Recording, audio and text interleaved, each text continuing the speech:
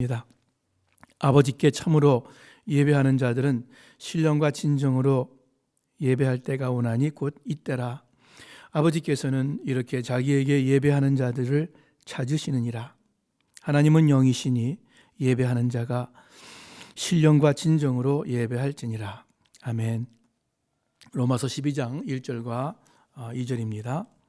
그러므로 형제들아, 내가 하나님의 모든 자비하심으로 너희를 권하노니 너희 몸을 하나님이 기뻐하시는 거룩한 산 제물로 드리라. 이는 너희가 드릴 영적 예배니라.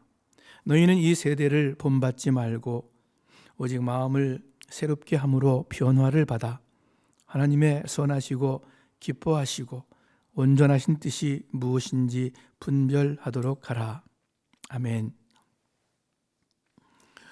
우리 한국 교회는 예배를 무척 중요시 여깁니다. 특히 주일 오전에 드리는 주일 예배를 아주 중요하게 여깁니다. 그래서 주일 대예배라는 말을 쓰기도 하고요. 또 주일 성수라는 말이 한국 교회의 전통처럼 되었습니다. 2주일 전쯤에 어느 교회 웹사이트에 주일 예배를 계속 드린다 하는 그러한 문구를 보았어요. 그런데 이렇게 표현을 했습니다. 예배는 주일 예배를 의미하는 것 같아요. 예배는 교회의 생명입니다. 믿음 생활의 생명입니다. 예배를 멈추면 교회가 멈추는 것입니다. 그러므로 우리는 어떠한 상황에서도 주일 예배를 강행하겠다, 그런 의미였던 것 같습니다. 그런데 상황이 너무 급박하게 변해서 그 교회도 지금 주일 예배 온라인으로 드리고 있는 줄 압니다. 온라인으로 예배를 드리는 것이 모든 성도들이 함께 예배당에 모여서 예배 드리는 것과 비교할 수가 없겠죠. 그러나 온라인 예배를 드린다고 교회가 멈추는 것은 아닐 것입니다. 아무튼 한국 교회는 이렇게 주일 예배를 무척 중요시합니다. 맞습니다. 예배는 또 특별히 모든 분들이 함께 모이는 주일 예배는 귀중한 것입니다. 그런데 그 예배가 무엇인가? 오늘 이 말씀을 통해서 우리가 그토록 중요시하는 예배가 정말 무엇인가? 진정한 예배는 무엇인가? 하는 말씀을 나누기를 원합니다. 성경에서 예배의 뜻은 구약, 신약이 본질적으로 다 비슷합니다. 크게 두 가지 의미인데, 첫째, 바닥에 엎드린다. 바닥에 엎드려 절한다. 경배한다. 즉 하나님 앞에 완전히 낮아져서 하나님을 경외하고 경배하는 것이 예배입니다. 또 다른 의미는 하나님을 섬긴다, 하나님께 봉사한다라는 의미가 있습니다. 그래서 영어로는 서비스라고 표현을 하죠. worship service라고 이야기를 합니다. 즉 예배는 경배와 섬김입니다. 하나님을 고개 숙여 경배하고 또 섬긴다는 뜻입니다. 이 본질적인 의미는 구약이나 신약이나 그리고 오늘날 21세기 지금이나 다 마찬가지입니다. 자, 그런데 구약에서나 신약에서나 그 예배의 본질적 의미는 같지만 그 외적인 모습, 어떤 그 형식에서는 분명히 차이가 있음을 우리 모두가 잘 압니다. 구약에서는 하나님께서 예배하는 장소를, 하나님을 만나는 장소를 지정해 주셨습니다. 이스라엘 백성들이 광야 생활할 때에 하나님께서 성막을 지으라고 명하셨고, 그리고 내가 그 성막에서 너희를 만나리라, 내 이름을 그곳에 두리라, 이렇게 말씀하셨습니다. 그래서 회막이라는 표현도 썼습니다. 그것이 나중에 그 회막이 예루살렘 성전으로 이렇게 정해지게 됩니다. 그래서 구약에서 예배는 반드시 하나님께서 정하신 곳 예루살렘 성전에서 드려져야 했고, 그것도 하나님께서 정하신 레위인들, 제사장들을 통해서 또 하나님께서 정하신 제물, 희생 제물을 가지고 하나님께서 정해 주신 방식대로 진행되어야만 했습니다. 그것이 구약의 제사, 구약의 예배였습니다. 그런데 여러분, 우리가 잘 압니다. 예수님께서 오심으로 인해서 이 모든 구약의 제사가, 그 예배가 그 적어도 겉모습이 변화되었음을 우리가 압니다. 오늘 본문이 우리에게 가르쳐 줍니다. 예수님께서 사마리아 지역을 지나가시게 되었습니다. 일부러 지나가신 것이죠. 그 사마리아 지역의 그리심산이라는 그 산 기슭의 우물가에서 한 여인을 만납니다. 그 여인에게 하나님의 진리에 대해서 설명을 나누는데, 이 여인이 그 예수님께 이렇게 이야기합니다. 요한복음 4장에 보니까 여자가 이르되, 우리 화면에 있을 거예요. 요한복음 4장에 있는 말씀. 여자가 이르되 주여 내가 보니 선지자로소이다. 우리 조상들은 이 산에서 예배하였는데 당신들의 말은 예배할 곳이 예루살렘에 있다 하더이다. 예수님께서 이르시되 여자여 내 말을 믿으라. 이 산에서도 말고 예루살렘에서도 말고 너희가 아버지께 예배할 때가 이르리라. 수천 년 동안 유대인들은 예루살렘 성전에서 예배를 드렸고 귀중히 여겼습니다. 하나님께서 당신의 이름을 두시겠다고, 예배를 받으시겠다고 한 장소이기 때문입니다. 예루살렘은 그래서 지금도 21세기 지금도 온 세상에 흩어져 있는 유대인들에게는 마음의 고향입니다. 거기에 성전이 있었기 때문입니다. 여러분, 유대인들이 예수님을 죽이려고 한 그 직접적인 동기가 몇 있는데 그 중에 한 가지가 성전에 관한 문제였습니다. 예수님께서 이렇게 말씀했어요. 너희가 이 성전을 헐라 내가 사흘 만에 다시 일으키겠다. 다시 짓겠다. 십자가에서 돌아가실 당신의 몸을 상징하신 말씀이었는데, 제사장과 율법사들에게는 성전을 모독하는 큰 대역 죄였습니다. 그래서 예수님을 더욱 미워하고 박해하게 되었습니다. 이만큼 유대인들은 예루살렘 성전을 중요시 여겼습니다. 그런데 이 유대인과는 또 달리 사마리아인들, 이 반만 유대인이죠. 반은 이방인이고, 이 사마리아인들 예루살렘에서 성전 예배를 못 드리니까 자기네 동네에 사마리아라는 도시에 바로 그리심산, 이 우물가 근처입니다. 그곳에 자기네들의 성전을 짓고 사마리아인들끼리 따로 하나님을 섬겼습니다. 그래서 오늘 본문에 이 여인이 이렇게 이야기합니다. 우리 조상들은 이 산에서 예배를 드렸는데 당신네들은, 유대인들은 예배할 곳이 예루살렘에 있다 하더이다. 이렇게 이야기를 하는 것입니다. 이 사마리아 여인이 예배드리는 장소에 대해서 언급하고 있는데, 예수님께서는 대답하시는데 어디 장소가 옳다고 말씀하시는 것이 아니라 이렇게 말씀합니다. 여인아, 이 산에서도 말고 예루살렘에서도 말고 너희가 아버지께 예배할 때가 이르리라. 영과 진리로 예배할 때가 온다 하고 대답을 하셨습니다.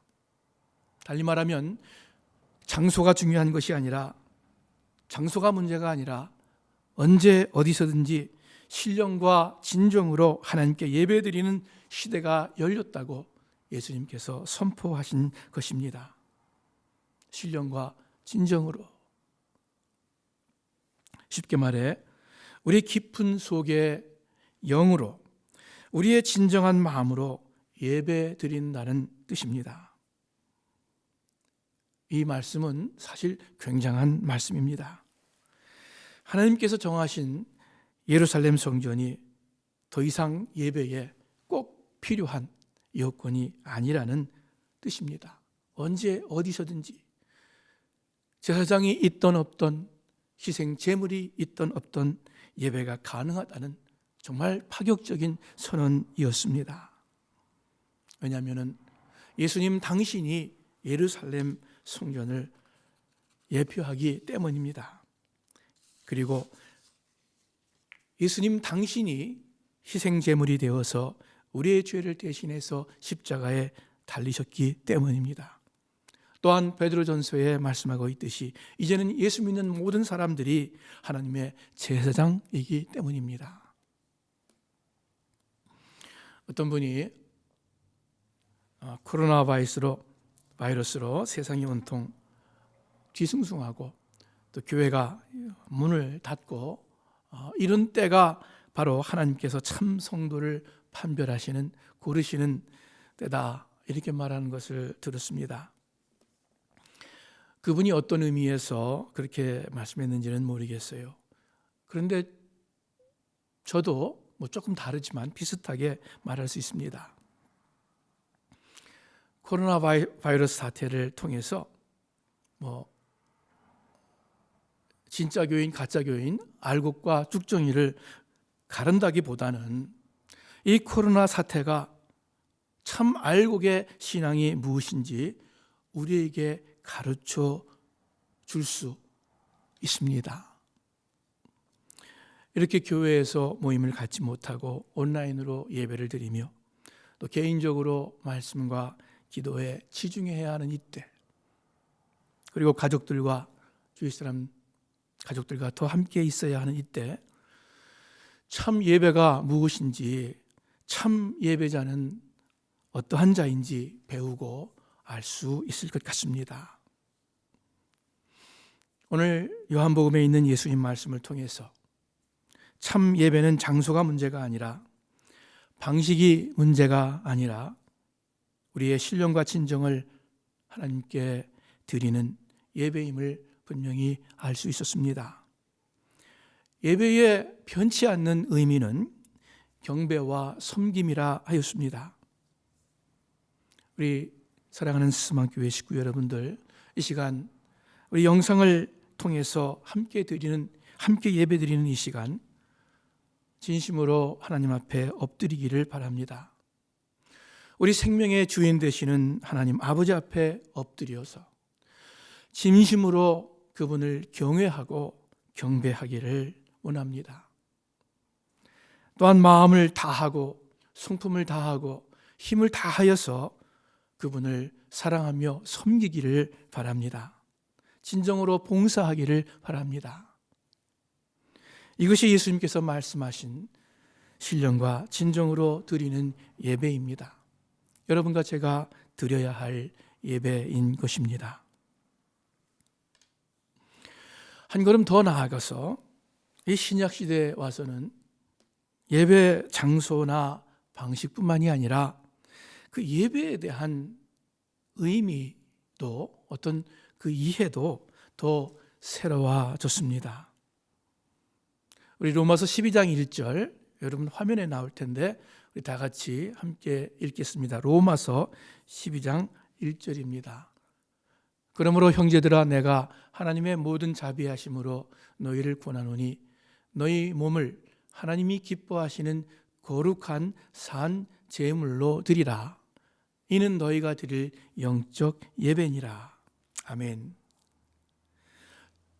성전 예배에서, 예루살렘 성전에서 예배를 드릴 때 제물이 필요했습니다. 예수님께서 제물이 되었습니다. 그런데 로마서 12장 1절은 우리에게 또 다른 차원의 제물을 말씀하고 있습니다. 또 다른 제물이 필요함을 우리에게 가르쳐 주십니다. 그것은 하나님께서 믿는 여러분과 저에게 요구하시는 제물입니다.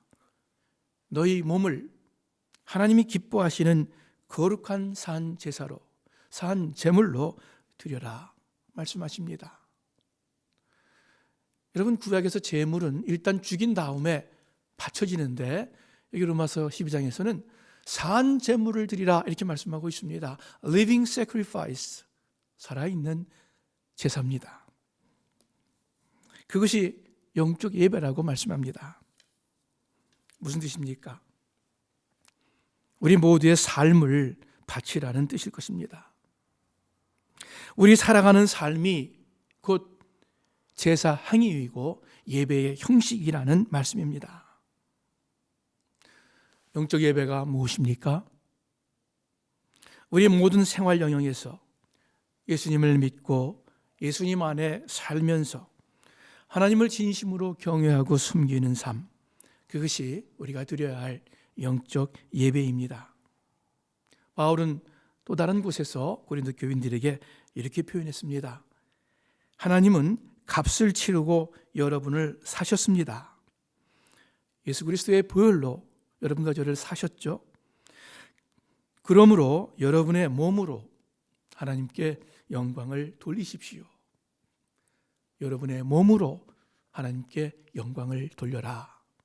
신령한 예배를 말씀합니다. 좀 더 구체적으로 어떻게 사는 것이 영적 예배의 삶이 되겠습니까? 로마서 12장 2절 곧바로 말씀합니다. 너희는 이 세대를 본받지 말고 오직 마음을 새롭게 함으로 변화를 받아 하나님의 선하시고 기뻐하시고 온전하신 뜻이 무엇인지 분별하도록 하라. 너희는 이 세대를 본받지 말고.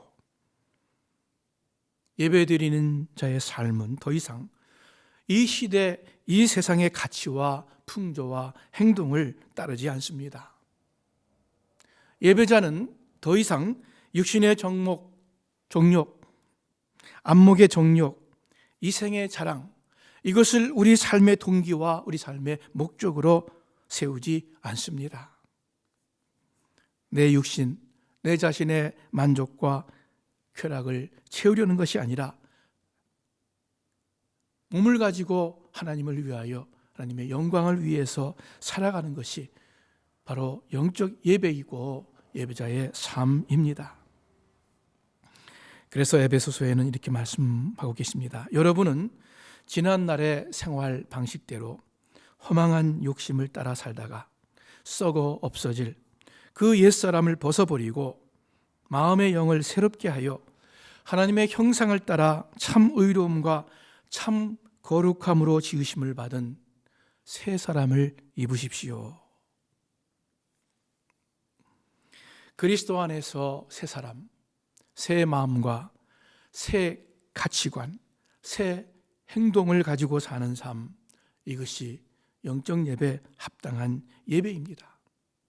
이런 의미에서 주중에는 매일매일 하나님과 아무 상관없이 내 마음대로 내 생각, 내 육신의 소욕대로 살다가 주일날 교회에 와서 거룩하게 앉아서 예배를 드리려고 한다면 그 예배는 결코 영적 예배, 신령한 예배가 될 수 없을 것입니다. 그리스도만 교회 식구 여러분들, 여러분은 이 영적 예배를 드리고 계십니까?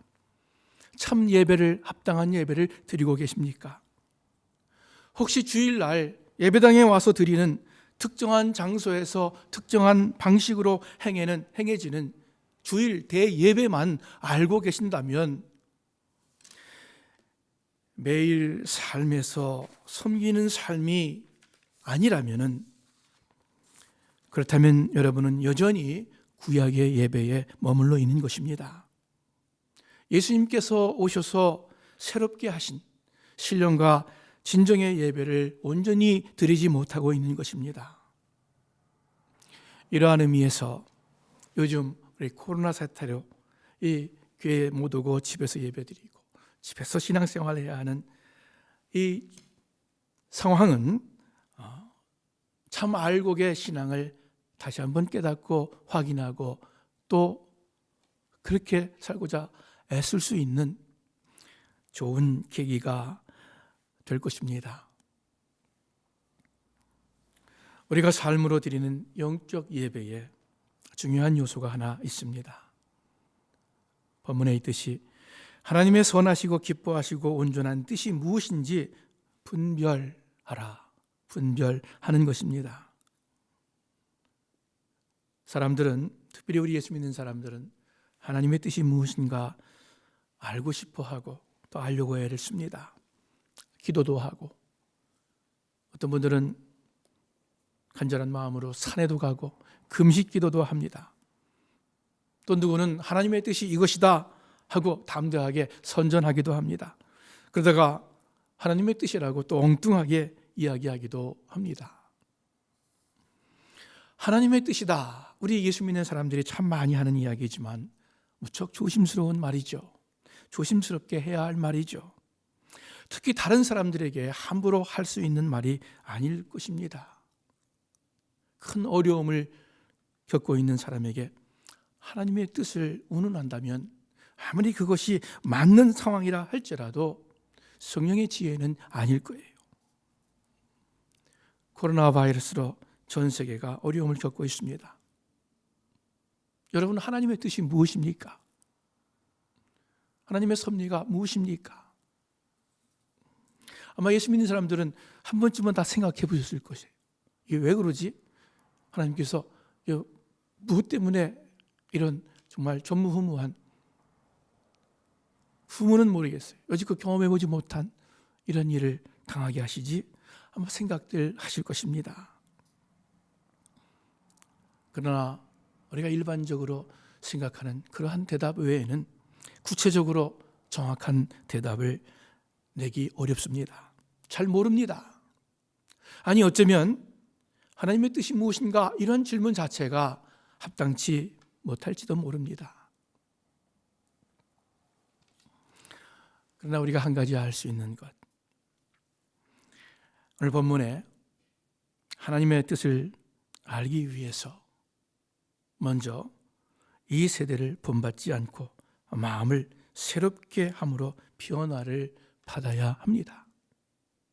오직 마음을 새롭게 함으로 변화를 받아, 그래서 하나님의 선하시고 기뻐하시고 온전하신 뜻이 무엇인지 분별하도록 하라. 여러분과 제가 세상의 관점과 생각을 가지고서는 하나님의 뜻을 알 수가 없습니다. 보이지가 않습니다. 온전히 육신의 생각, 세상의 욕심을 버리고 그리스도 안에서 새로운 마음을 가질 때, 그럴 때 하나님께서 하나님의 뜻을 우리에게 구체적으로 가르쳐 주실 겁니다. 우리가 무엇을 행해야 할지 하나님께서 보여주실 것입니다. 그러나 여러분과 저의 마음이 그리스도 안에서 새로워지지 않는다면, 여전히 세상의 풍속을 좇고 있는다면 하나님의 참다운 뜻은 알 수 없습니다. 관련 없습니다. 하나님의 뜻이라고 포장한 개인의 생각이 되겠죠. 우리 이러한 상황 가운데에서 하나님께서 내게 원하시는 것이 무엇일까? 또는 무엇을 알기를 원하실까?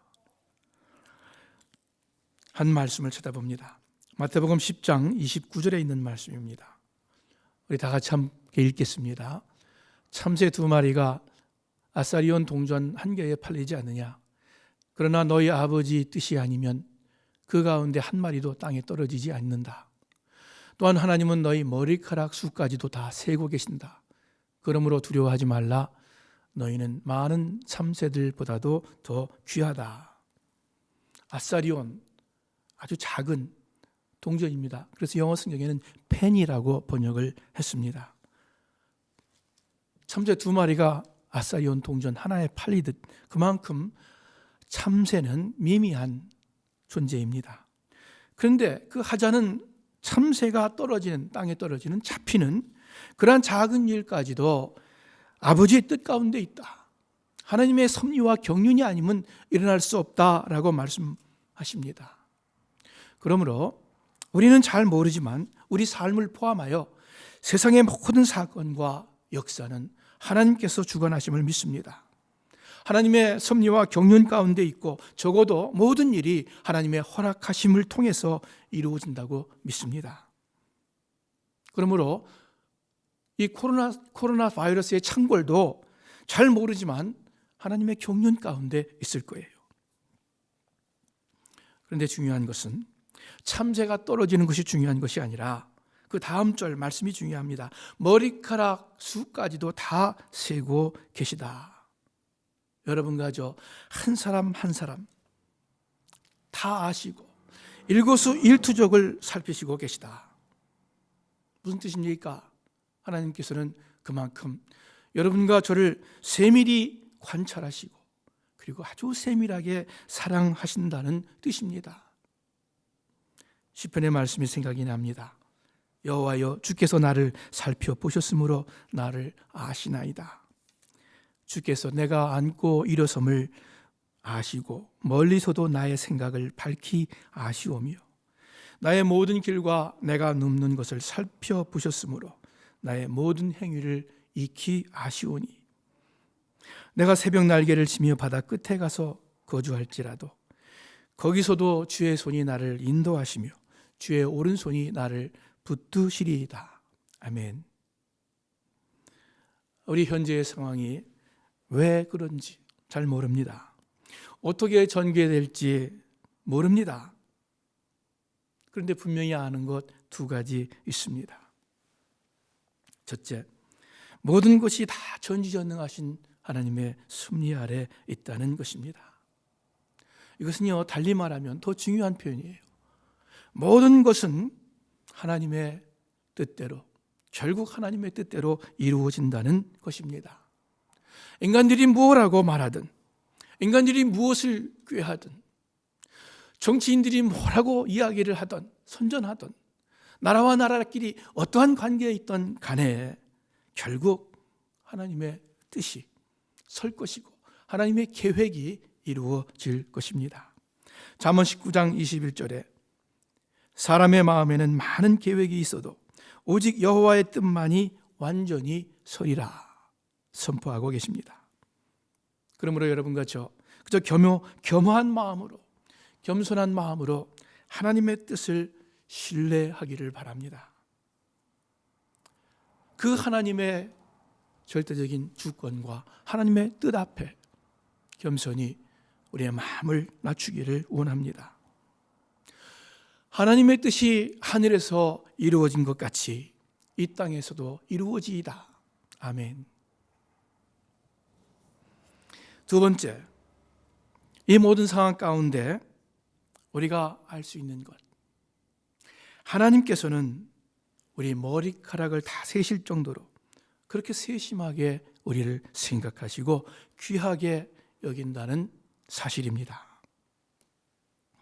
예레미야 29장에 있는 말씀을 우리가 함께 보기를 원합니다. 다 같이 읽죠. 여호와의 말씀이니라. 너희를 향한 나의 생각을 내가 아나니 평안이요 재앙이 아니니라. 너희에게 미래와 희망을 주려는 것이니라.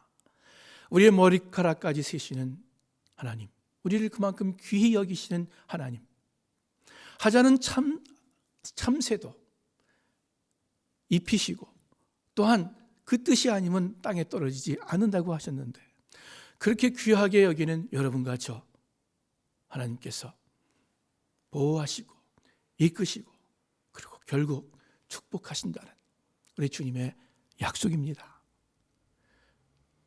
너희를 향한 나의 생각을 내가 안다. I know what I think. I know what I have a plan. 내 마음속에 있는 생각을 내가 알고 내 계획을 내가 안다. 너무나도 확실하게 강조하시는 말씀입니다. 평안이요 재앙이 아니다. 너희에게, 내가 사랑하는 너희에게 미래를 주고 또한 희망을 주려는 것이니라. 우리 모든 어려움 가운데에서 또는 답답함 가운데에서 우리를 향한 이 하나님의 뜻, 하나님의 생각을 잊지 마시기를 바랍니다. 이 두 가지, 하나님의 섭리 가운데에서 모든 것이 이루어지고 그리고 하나님의 선하신 뜻이 이루어진다. 그리고 우리를 향한 하나님의 섭리와 하나님의 뜻은 우리에게 밝은 미래와 희망을 주는 것이다. 우리 이 하나님의 약속을 늘 마음 가운데 기억하시기를 바랍니다. 예배는 장소와 방식이 문제가 아니라 우리가 신령과 진정으로 정말 깊은 마음으로 진심으로 하나님을 경외하며 하나님을 섬기는 것입니다. 예배는 또한 어느 한 장소에서 어느 한 시간의 문제가 아니라 우리의 매일매일의 삶 가운데에서 주님 안에서 주님 말씀 가운데에서 하루하루 살아가는 것, 그것이 우리가 진정으로 드려야 할 영적 예배라고 말씀을 하십니다. 우리 이 하나님께서 또 예수님께서 가르쳐 주신 말씀을 마음 가운데 기억하면서 여러분 가정에서 예배자로서 살아가시기를 바라고, 삶을 통해서 늘 하나님께 예배하는 그러한 모든 스마트교회 식구들 되기를 주님의 이름으로 축원합니다. 기도하겠습니다. 하나님 아버지, 또 우리에게 주신 말씀 감사를 드립니다. 저희는 눈이 있어도 보지 못하고, 귀가 있어도 듣지 못하고, 지식이 있어도 이성이 있어도 제대로 깨닫지 못하는데 주의 성령님께서 이 모든 것을 우리에게 가르쳐 주신다고 말씀하신 그 약속으로 인해서 감사를 드립니다. 이 시간에도 주의 성령님께서 우리들의 마음을 깨우쳐 주셨음을 믿습니다. 뿐만 아니라 또 이 한 주간 살아갈 때에 매 시간마다 순간순간마다 주의 성령님께서 저희들을 가르쳐 주시고 위로해 주시고 때로는 경고해 주시고 주님께로 예배자의 삶으로 이끌어 주실 것을 믿고 또 기도드립니다. 우리들의 남은 생애를 통해서 주님 홀로 영광 받아 주시옵소서. 예수님의 이름으로 기도합니다. 아멘.